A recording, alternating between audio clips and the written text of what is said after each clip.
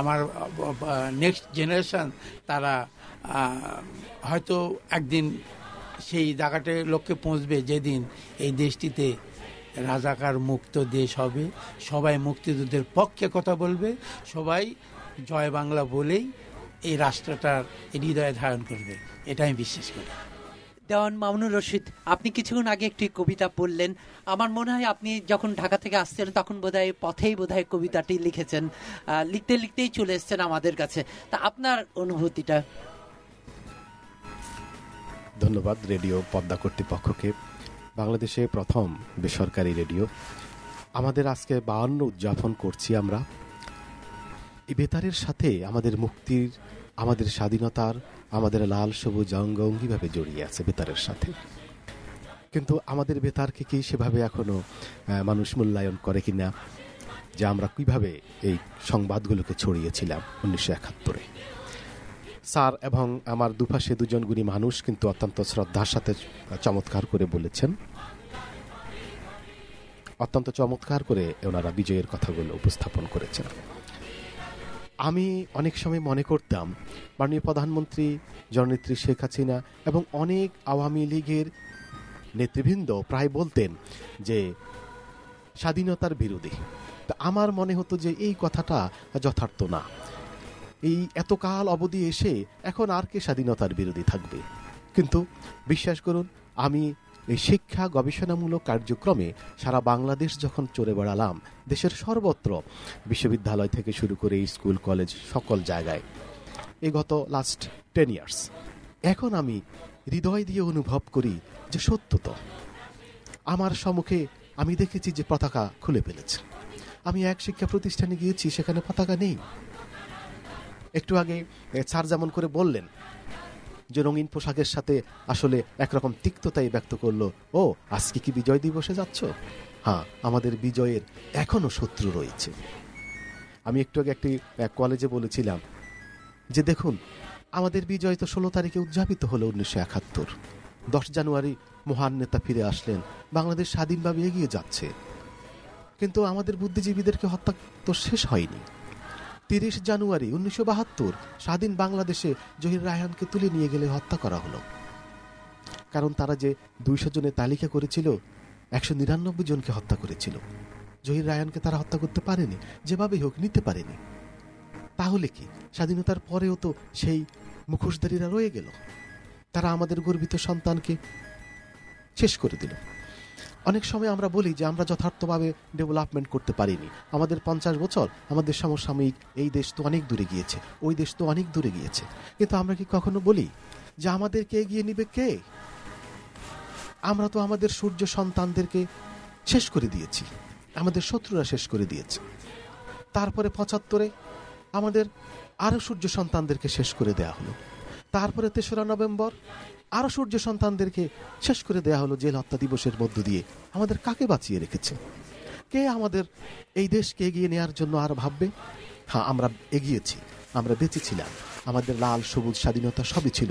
কিন্তু প্রকৃতপক্ষে এই দেশকে যারা এগিয়ে নেবে, তাদেরকে তো বঙ্গোপসাগরে 13শত নদীর মাধ্যমে তাদের রক্ত তো শেষ হয়ে গেছে। এই কারণেই কিন্তু আমরা পিছিয়ে গেছি, এই কারণেই আমরা দুর্নীতিগ্রস্ততার মধ্যে ঢুকেছি, এই কারণেই নানাভাবে কিন্তু আমরা আমাদের স্বাধীনতার প্রকৃত আমেজটাকে এখনো উপলব্ধি করতে পারি না। এখনো আমরা আসলে আমরা আবার আপনার কাছে আসবো। আমরা চলে যাই আমাদের প্রিয় স্যার সাজ্জাদ বকুলের কাছে। সাজ্জাদ বকুল, আপনি অত্যন্ত ব্যস্ত মানুষ, আপনি একটা কাজ করছেন, তার মধ্যেও আজকে রেডিওতে এসছেন। সেই তাদেরকে হয়তো একটু বুঝিয়ে সুঝিয়ে আপনার প্রতি আমাদের অনেক কৃতজ্ঞতা। তো স্যার, আবার আপনার কাছে আসছি। আমরা আগামীর বাংলাদেশকে কিভাবে এগিয়ে নিয়ে যাব? আগামীর বাংলাদেশকে এগিয়ে নিতে হলে আমাদের সুনির্দিষ্ট কিছু লক্ষ্য এবং আমাদের কিছু কর্মসূচি নিয়ে এগোতে হবে। কারণ আজকে স্বাধীনতার 52 বছর, 75-এর পর থেকে আমরা দীর্ঘ 2 দশকেরও বেশি সময় বাংলাদেশকে ভুল পথে চালিত হতে দেখেছি, চালনা করতে দেখেছি। যদি সেই সময় সঠিক নীতি পরিকল্পনা নিয়ে যদি এগোনো হতো, যে নীতিটা বঙ্গবন্ধু শেষ মুহূর্তে নিয়েছিলেন, যেটাকে বাকশাল বলে আমরা জানি, এবং বাকশাল নিয়ে এখন আওয়ামী লীগের অনেক নেতারাও কথা বলতে ভয় পান। এটা আমার মনে হয় যে তাদের মধ্যে এক ধরনের ভীতি কাজ করে যে বাকশালকে এত নেতিবাচকভাবে উপস্থাপন করা হয়েছে, হ্যাঁ, যে তারা জনসমর্থন হারানোর ভয়েও অনেক সময় বাকশাল নিয়ে কথা বলেন না। কিন্তু বাকশালের মতো একটা কর্মসূচি এটা বাংলাদেশকে অনেক অন্য উচ্চতায় নিয়ে যেতে পারত। এটার যে নীতি ছিল, এর ভেতরে যে কর্মকৌশল ছিল, সেই কৌশলগুলো বাস্তবায়িত না হওয়ার ফলে 96 যখন আবার আওয়ামী লীগ সরকার গঠন করলো জননেত্রী শেখ হাসিনার নেতৃত্বে, তখন আমরা দেখলাম যে বাংলাদেশকে উল্টো পথ থেকে আবার সঠিক পথে ফিরিয়ে আনতে অনেক কষ্ট করতে হয়েছে। কিন্তু সুখের বিষয় যে 2008-এর পর থেকে আমরা যেটি দেখছি 2009 থেকে আবার একটি সঠিক পথে নিয়ে যাওয়ার চেষ্টা। এখানে ভিশন 2021 যেটাকে রূপকল্প 2021 বলা হচ্ছে, এরপরে ভিশন 2030 এবং ভিশন 2041, হ্যাঁ, এবং আমরা ডেল্টা প্ল্যান বলে যে বদ্বীপ পরিকল্পনা, এগুলোর যদি বিশ্লেষণ করি সেখানে দেখব যে কি চমৎকারভাবে বাংলাদেশকে 2041 সালের মধ্যে একটি উন্নত অর্থনৈতিক রাষ্ট্রের রূপ দেবার জন্য চমৎকার পরিকল্পনা করে কিন্তু সরকার এগোচ্ছে।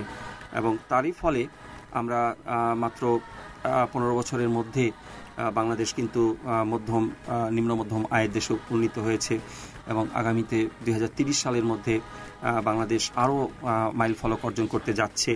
এবং এগুলো আন্তর্জাতিক গণমাধ্যম থেকে, আন্তর্জাতিক জরিপ প্রতিষ্ঠান থেকে কিন্তু এই সমস্ত পূর্বাভাস দেওয়া হচ্ছে এবং বলা হচ্ছে যদি এই ধারাবাহিকতা বজায় থাকে তাহলে 2041 সাল নাগাদ বাংলাদেশ বিশ্বের 25তম শক্তিশালী অর্থনীতির দেশ হতে যাচ্ছে। কিন্তু এই যে পরিকল্পনাগুলো নেওয়া হচ্ছে এগুলোর সব কি আসলে সঠিকভাবে বাস্তবায়ন হতে আমরা দেখছি? আমরা এখানে আবার হতাশায় পড়ে যাই। আমরা দেখি যে জননেত্রী শেখ হাসিনা তিনি যেভাবে পরিকল্পনা নিচ্ছেন, যে গতিতে তিনি দেশকে এগিয়ে নেওয়ার চেষ্টা করছেন, ভেতরে ভেতরে আবার নানা রকম ভেস্টেড কোয়ার্টার যাদের বলি আমরা, স্বার্থান্বেষী মহল, সেই স্বার্থান্বেষী মহল কিন্তু তারা কাজ করছে। আবার এর ভেতরে একটা চক্র আবার গড়ে উঠেছে দুর্নীতি, যাদের একেবারে মূল মন্ত্র, হ্যাঁ, বঙ্গবন্ধুর আদর্শের পরিবর্তে দুর্নীতি হচ্ছে তাদের কাছে মূল মন্ত্র। তো এই সব কারণে যে গতিতে এগোনোর কথা সেই গতি আমরা মাঝে মাঝেই বাধাগ্রস্ত হতে দেখছি। তারপরেও আগামীর বাংলাদেশকে সুন্দর বাংলাদেশ করার জন্য যে 2041 সালে যে পরিকল্পনা এবং স্মার্ট বাংলাদেশ করার যে পরিকল্পনা নেওয়া হয়েছে সেটি যদি সঠিকভাবে বাস্তবায়ন হতে পারে, আমার বিশ্বাস যে হ্যাঁ, অনেক হয়তো ঘাটতি থাকবে তারপরেও। কারণ আমরা কেন জানি জাতি হিসেবে আমরা গত প্রায় 52 বছরেই দেখছি, বঙ্গবন্ধুর সময়েও দেখেছি, স্বাধীন হওয়ার পরেও একটা গোষ্ঠী প্রচণ্ড শৃঙ্খল হয়ে ওঠে এবং সবসময় একটা অরাজক পরিস্থিতি তৈরি করার চেষ্টা করেছিল। সেটা এখনও বহাল আছে, এখনও চারিদিকে চাটুকারে ভর্তি, এখনও সঠিক কাজ করার পরিবর্তে কিভাবে নেতাদের তোষণ করা যায়, কিভাবে কোনো পদ বাগানো যায়, কিভাবে অর্থ উপার্জন করা যায়, এই ধরনের লোকজনে ভরা। তার মধ্য থেকেও যে বাংলাদেশ এইভাবে এগিয়ে যাচ্ছে এবং আমরা সম্প্রতি দেখছি অর্থনৈতিক একটা টানাপোড়েনে কিন্তু বাংলাদেশের চলছে, রিজার্ভের পরিমাণ কমে যাচ্ছে, যদিও এটার সঙ্গে বৈশ্বিক কিছু কারণ যুক্ত আছে। তবে টাকা পাচার থেকে শুরু করে এই সমস্ত সমস্যাগুলো যদি না থাকতো এবং এইগুলোকে যদি নিয়ন্ত্রণ করা যেত, তাহলে আজকে আমরা হয়তো যে ঝুঁকির মধ্যে পড়েছি সেই ঝুঁকির মধ্যে নাও পড়তে পারতাম। তবে আমার বিশ্বাস বর্তমানে যে পরিকল্পনা নিয়ে সরকার এগোচ্ছে এটার যদি ধারাবাহিকতা রাখা যায়, এই সমস্ত সমস্যা কাটিয়ে ওঠা সম্ভব। হয়তো একটা সময় আমরা সুশাসন দেখতে পাবো, আশা করি যে সুশাসনটা আসবে, দুর্নীতির বিরুদ্ধে রাশ টেনে ধরার চেষ্টা করা হবে এবং সেটা কাদের পক্ষে সম্ভব হয়, যাদের আসলে সৎ উদ্দেশ্য থাকে। এখন যে সরকার শুধুই লুটপাট করার জন্য আসে, জনগণের ভালো করার চেয়ে নিজেদের ভালো করার চেষ্টা করে, সেটা তো তাদের পরিকল্পনার মধ্যেই দেখা যায়, তাদের কর্মকাণ্ডে দেখা যায়। তো তেমনটা আমি কিন্তু এই গত 3 মেয়াদে আমি দেখিনি। ভালোর চেষ্টাই ছিল, কিন্তু সব ক্ষেত্রে ভালো করতে পেরেছে এটা আমি বলবো না। এটার মধ্যে অনেক লুপহোল ছিল, অনেক জায়গায় আরও ভালো করা উচিত ছিল, অনেক জায়গায় স্বচ্ছতার বিষয় ছিল, কিন্তু তারপরেও সার্বিকভাবে বাংলাদেশ একটা সঠিক পথে যাচ্ছে। আপনি যে প্রশ্নটা করেছেন যে সুন্দর বাংলাদেশ, আগামীর বাংলাদেশ আমরা সুন্দর করতে চাইলে কি করতে পারি, আমার মতে আমরা এই যে পথটা সরকার বেছে নিয়েছে এটার সঙ্গেই শুধু থাকবো, তাতেই অনেকটা এগোবে। আর আমরা নিজেরা আমাদের নিজেদের জায়গায় সৎ থাকার চেষ্টা করব। আমার মনে হয় যে সেটা সম্ভব। আমাদের সাথে অনেকেই যোগ দিয়েছেন, সেই সাথে সীমান্তের ওপারের বন্ধুরা আমাদের সাথে রয়েছেন। হ্যাঁ বন্ধুরা, আপনাদের প্রতি আমরা অনেক কৃতজ্ঞ, কারণ আপনারা সেই সময় আমাদেরকে যেভাবে হেল্প করেছিলেন, যেভাবে সহযোগিতা করেছিলেন, আপনাদের প্রতি আমাদের সারা জীবনে কৃতজ্ঞতা থাকবে এবং ভালোবাসা থাকবে, বন্ধুত্ব থাকবে। নিতাইদা, আপনার কিছু কথা আছে যেটা আপনি বলতে চেয়েছেন, আমরা এখনই একটু শুনি। হ্যাঁ, ধন্যবাদ আপনাকে। আসলে যে বিজয়ের যে আমাদের যে উল্লাসটা করতাম আর কি, সেই উল্লাসটার পিছনে সবচেয়ে বড় আমাদের মানে বাধা প্রদান হয়েছে 75-এর এই 15 আগস্ট। দেখেন, এই 15 আগস্টে অনেক তো আমাদের দেশের নেতা ছিলেন, অনেক সংগ্রামী মানুষ ছিলেন। কেউ হয়তো কারাগারে বন্দী ছিলেন, কেউ স্বার্থের জন্য হয়নি, তাই তো? কিন্তু অনেকে তো ঝাঁপিয়ে পড়েছিলেন এই দেশে, সেই সময় প্রতিবাদ করেছিলেন। প্রতিবাদ করেননি? যে সেই প্রতিবাদ যদি জোরালো হতো তাহলে কি হতো? কারণ যে স্বাধীনতা স্থপতি, যিনি আমাদের স্বাধীনতা পথ দেখালেন, যিনি স্বাধীনতা এনে দিলেন, তিনি মাটিতে একটা বাড়ির ল্যান্ডিংয়ে পড়ে থাকেন। তাহলে সেই জাতি কত দুর্ভাগা। তাকে কবর দেওয়ানে কি না হয়নি। সেখানে তো একজন লেফটেন্যান্ট কর্নেল হামিদের বিরুদ্ধে তো সাধারণ জনগণ, সেখানে একদম সাধারণ জনগণ, একজন মসজিদের ইমাম, মান্নান, রজব, এদের মতো মানুষরা প্রতিবাদ করে একটা সম্মানের সহিত তাকে কবর দিতে বাধ্য করেছে। যদি সেই মানুষগুলো যদি বাধ্য করে একজন মহানায়ককে সম্মানের সহিত কবরস্থ করার, তাহলে সেখানে আমাদের এই নেতাগুলো কোথায় ছিলেন? কিন্তু আজকে তো অনেককে দেখি, আমরা চোখের সামনে দেখছি, অনেকের সাথে আমরা কথাও বলি এখন, কিন্তু তারা কি করেন? তারা কিন্তু ডক্টর সাজ্জাদ বকুল ঠিকই বলেছেন যে আমাদের কিছু মানুষ আছে নষ্ট হয়ে গেছে। তারা ওই যে কি করছেন, দুর্নীতিগ্রস্ত বা দুর্নীতি যারা করে তাদেরকে প্রশ্রয় দিচ্ছেন। সেই প্রশ্রয়ের ফলে আজকে কিন্তু আমরা এই স্বাধীনতার সুখ, বিজয়ের সুখ থেকে অনেক অংশে বঞ্চিত। তারপরও আমি বলছি যে অবশ্যই এই জাতি একদিন উঠে দাঁড়াবেই, সেই পথটা তো আমাদের সামনেই। সেই ক্ষেত্রে সবচেয়ে বড় কাজটি হচ্ছে এই, শুধু রাস্তাঘাট, বিল্ডিং এগুলো করলে চলবে না।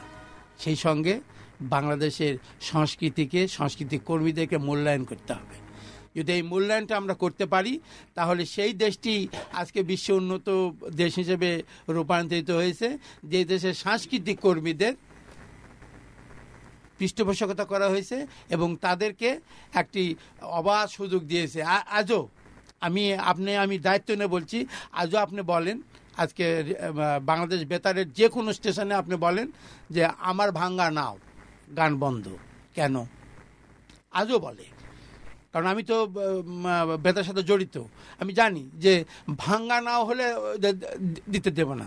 অথচ নজরুলের, রবীন্দ্রনাথের অনেক বড় বড় গান আছে, সেই গানগুলোকে নিয়ে বেতারে প্রচার করতে দিচ্ছে না, কেন?